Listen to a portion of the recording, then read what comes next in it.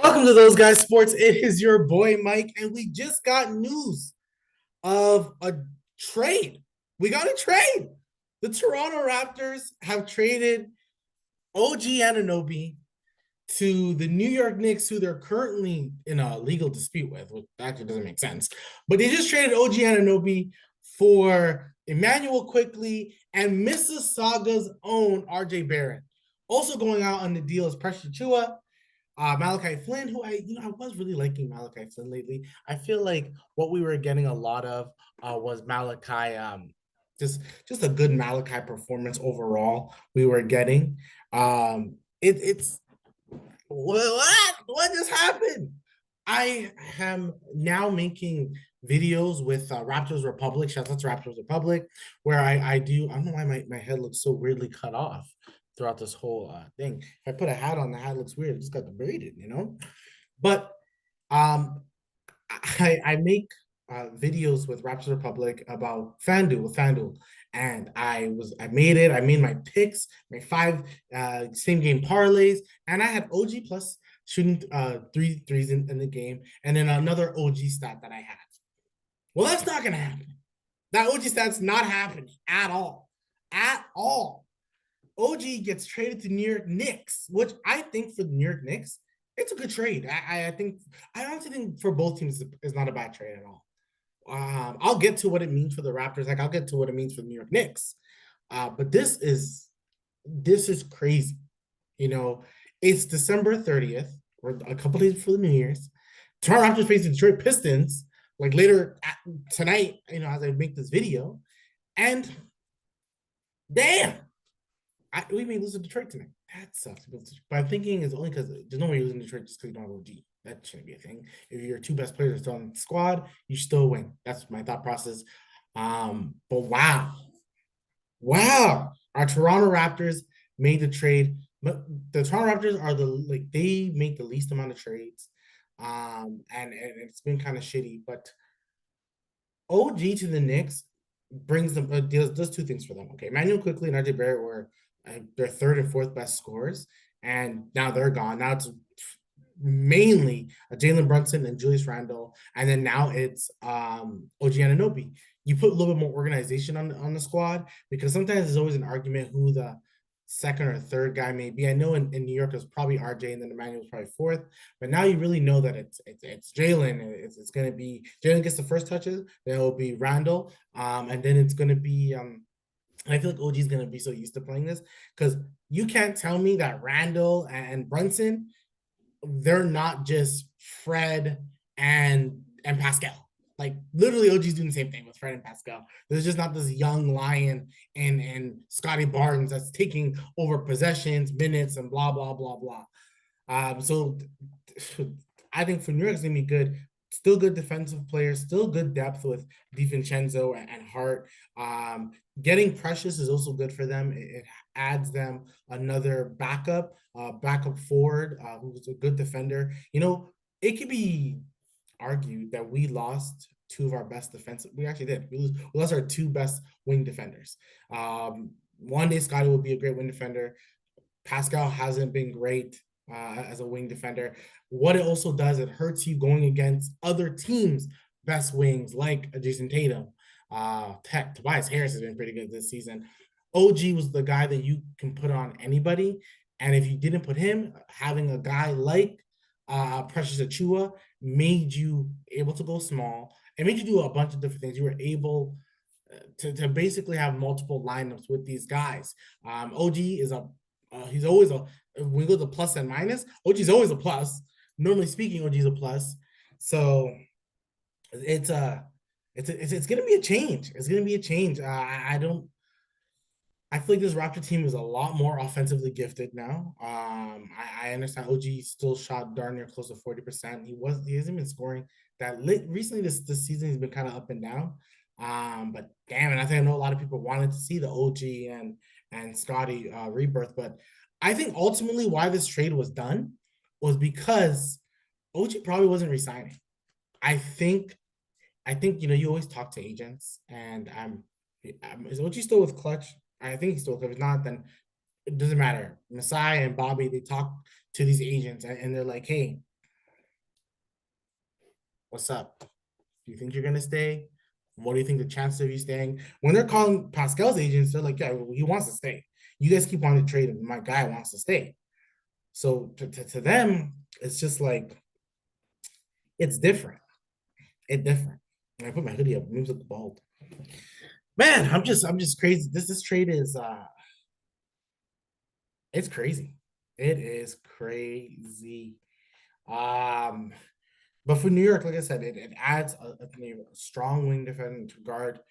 You know, you're New York Knicks. You have a positive record. This is only going to help you guys.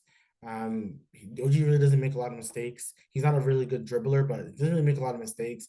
It makes his team better in the sense of you're better defensively again. You have him, you have Josh Hart, guys who can hit clutch threes for you. So I think the New York is not, it's not a bad move. This is a pretty even move. This is the Sabonis and Halliburton type. Both teams win because no one can ever tell me. I know Halliburton's been amazing, but no one can ever tell me that the Pacers outlandishly won. No, they didn't. There's been a pretty fair trade. Sabonis is a darn near all-star this year, and look at his shooting splits. Look at his averages; it's pretty good. I think this trade is going to do the same thing. Now for the Raptors, as this is a mainly Raptor type of, I'm a mainly Raptor guy. I love it. I do. I like having Emmanuel Quickly. I think Emmanuel Quickly can have, because I find their games to be very close. I think Emmanuel Quickly can have a sort of not Tyrese Halliburton, Tyrese Maxey type season. Maybe not this year, but maybe next year. I see this team. You know, I've seen someone say this team has lost some of its depth. I think they're actually deeper. I think having a Quickly and a Barrett, I don't know who your starting unit's going to be. I'm assuming you're bringing Quickly. Quickly came off the bench with New York, but I'm thinking he's going to start here. But if he doesn't, your bench is now Dennis Schroeder, Emmanuel Quickly, Chris Boucher, Otto Porter. Now we can sprinkle some Grady Dick minutes. Like your bench got a lot better. It has better scoring around it, has better shooting. Dennis can be more aggressive. Quickly is a good defender. So it's much better. Now RJ Barrett replaces OG Anunoby. Now he won't be able to replace that defense that OG brought. But you know, RJ Barrett is better down the hill. Offensively, RJ's better than OG. I think OG is probably the overall better player because OG's defense is, I think, just has been leaps and bounds over a lot of guys in this league. But I do think this team's much better. RJ comes back home. Like, that's good.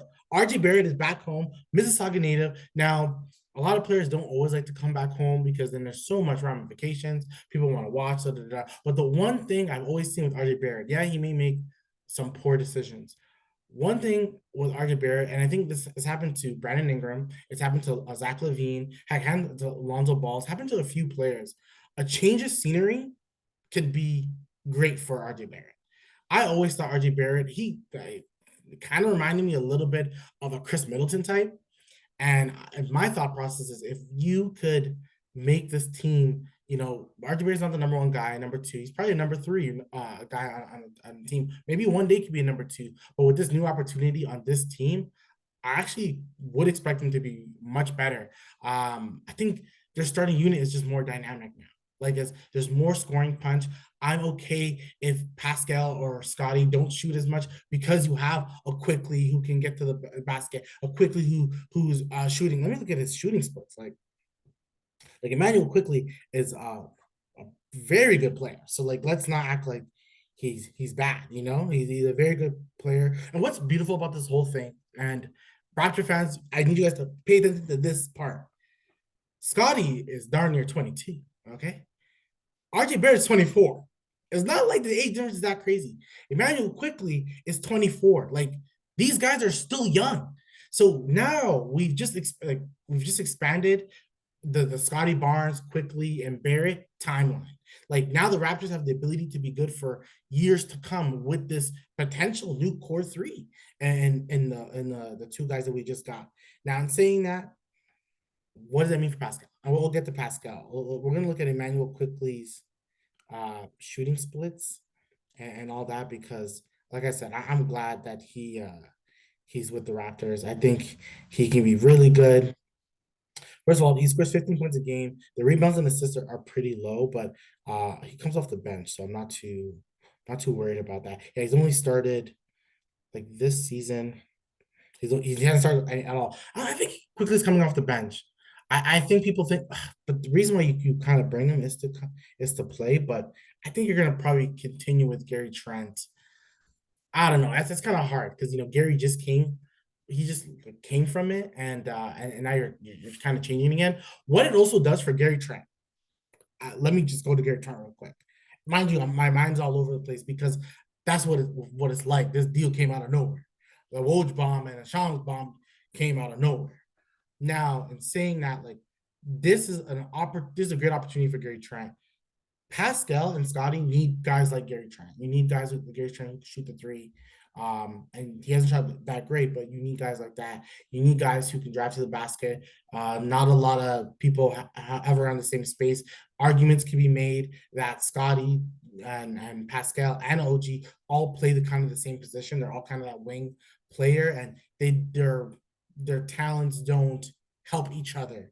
Where I think an RJ Barrett, I'm not sure it's going to help each other, but I'm very curious what this could be. So the lineup, I'm very like just overall just excited. So first of all, he's shooting. Emmanuel quickly now is shooting 39.5% shooting the three. That 40%. Now the Raptors have an additional 40% three-point shooter. I'm thinking about those crunch time units when you have an Emmanuel quickly, a Gary Trent, and you have a Pascal and Scotty Barnes. Plus, you can have RJ Barrett there as well. Like that's a good closing unit for them. So I like that. It's not bad. Like he shoots 42%. Let's see his free throws. Darn near 80, 86, 87% three-point shooter. His rebounds and assists aren't that good. So I think you got to ask yourself, is Quickly a point guard or is he a shooting guard? But Emmanuel Quickly is a perfect guard. Perfect guard with a Scotty Barnes. The athleticism of both, they're both good defenders, both young, like they can be a great two-man unit in the future.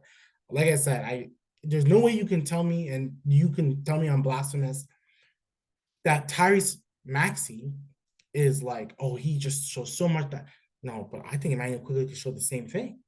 I really do believe that Emmanuel Quickly is a good player. Now, if we somehow dropped in a little bit of, I wish we got a little bit of Quentin Grimes. I've been really excited about that, but it's all good. It is all good.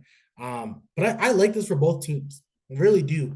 I'm curious what the starting unit's going to be, but no matter what, the bench is much better. You either go Dennis Gary, Chris Boucher, which I'm so thankful that not Chris Boucher.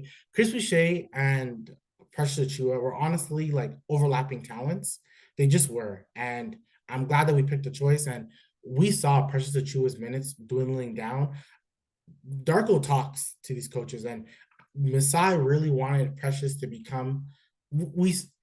I get it. We saw the vision. I never been a big Precious guy. As much as we saw the vision, he was never showing the consistency with that vision. He just never was. So I'm almost like, it happens. It happens. So it is what it is. It definitely happens. But yeah, so I think this is good. Also, I think it's good for Jakob Poeltl and a lot of potential pick and roll guys that he can play with. Um, Helps the defense a little bit because RJ Barrett is not a bad defender. Once again, I think the change of scenery is only going to help in RJ. And they got two guys for OG. Yeah, OG Precious and Malachi Flynn. Malachi Flynn, for a lot of people, not for me, I like Malachi Flynn, but a lot of people didn't think he was a starting. He's not a backup point guard anyway, so a lot of people didn't think that. Precious Achiuwa has to show something. He has to show something because we're not seeing a lot from Precious, and he makes a lot of erratic plays. So New York Knicks fans, get used to Precious Achiuwa's erratic plays. He's gonna frustrate you all the time. OG's OG, so that's fine. But really, right now, it looks like you got OG for RJ and Emmanuel Quickly. That's good. We got two guys for one. We got two guys from our bench is much better now to me. Like I said, we can sprinkle Grady Dick, Otto Porter, all that. You put more, though you lost a defensive player and a shooter in OG, you've added additional shooting in Quickly. Now we can get some Otto Porter minutes. Like, I like this. What does that mean for tonight when the Raptors face the Detroit Pistons? I don't know. I don't know what's gonna happen tonight, but I'm not sure if it's gonna be that pretty. I'm not gonna fret. I'm not sure it's gonna be that pretty, but I like this, man. I like this overall. What does this mean now for Pascal Siakam? That's the over the question everyone's gonna ask. He can still get traded. Pascal can still get traded. Now, I think if you trade for Pascal, I think what the Raptors really wanted was draft compensation, and who knows what the Pelicans or the Grizzlies. I thought OG was going to get traded to the Grizzlies. I don't know what that means, but I don't think Pascal's getting traded. And if he does, he'll get traded in February for like people are not going to trade picks. They're going to trade young guys, and I wouldn't mind that because if you trade young guys, you couldn't tell me that next year the Raptors are not a couldn't be a top team with a Quickly, a Barrett, a Scotty Barnes. You just know you cannot tell me that. So I see it as well.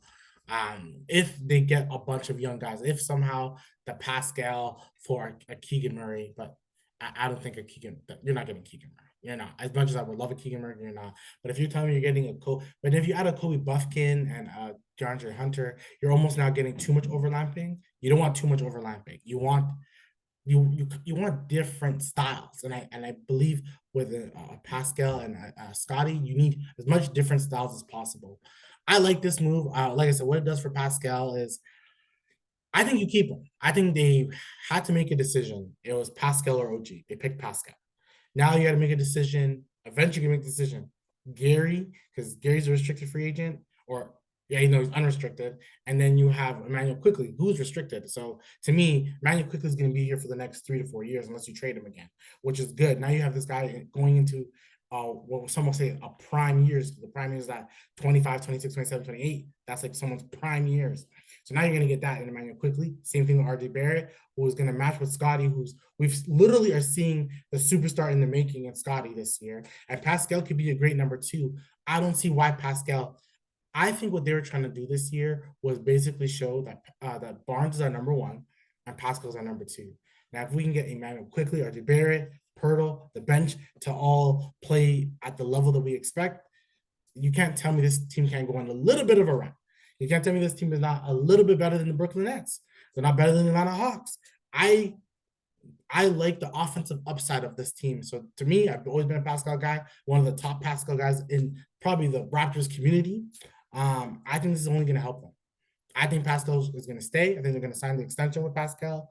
I think it's only going to help this team. Pascal's, I don't think he's not, I think he's, when he ages, he may revert back to what he was in the beginning. He'll play more better defensively, be more active, not look for his offense that much. But of course, if you trade Pascal, you get something really good for it. I get that, but I don't want to trade Pascal. I never did. To me, you keep Pascal. I said before in other podcasts that you should not trade OG. OG is the one guy you got to keep for what he does. But I've also said with OG is that I always feel like you can find another OG. As much as you love OG, I feel you can find another wing defensive player. But yeah, this is this is a crazy trade, and it wasn't even through the trade deadline. Who knows what's gonna happen then? But we're gonna have to wait and see. But make sure you guys like and subscribe, comment. Raptors trade OG Anunoby to New York Knicks. Good trade for the Knicks. Good trade for Toronto. Masai and Bobby. Oh, I didn't talk about this. Hold on, before I even end it. They got a 2nd-round pick from the Detroit Pistons, who are gonna be the worst team. And the second half of the draft it's based off record. So Detroit's gonna have probably the worst record. So at most, it's gonna be the 31st to the 35th pick. So ultimately, we just get a really late first rounder. That's how I'm going to see it. Other than that, you're going to get a good guy there. And also, maybe you can flip it for maybe 2 second rounders, try to re-up your bench. And I think that's something that we can do. Do I wish we got maybe another first rounder for OG? Yes. But you got to think you either get first rounders. They probably said you can get a couple first rounders for OG, or you can get Emmanuel Quickly. And then the Raptors are like, well, you can get Emmanuel Quickly, 24-year-old, a guy who's already been established, who scored 15 points a game, averaging the same as OG. OG's probably a better defender, but Emmanuel Quickly is no horrible defender at all. Our bench gets better, and we get RJ Barrett. Oh, let's do that. Let's really do that. Let me look at RJ's splits, because then I'll end the pod with the RJ split, because I think this is this could be good. RJ was averaging 18 points a game. I know RJ's not a great 3-point shooter, 33%, so it's not with a volume of 5, but there's no way you can't tell me that can't turn to 36. You can't tell me with proper volume and proper him not one thing with New York, they do a lot of ISO. They're like they're bottom five in passing. So if this team had better passing, so with quality shots, can't tell me Magic can't be better. But that's it. That is the end of this video. Enjoy your weekend, guys. Hopefully Toronto beats Detroit. Like, that's all I can say. Like, subscribe, comment below, and we'll talk again. Peace.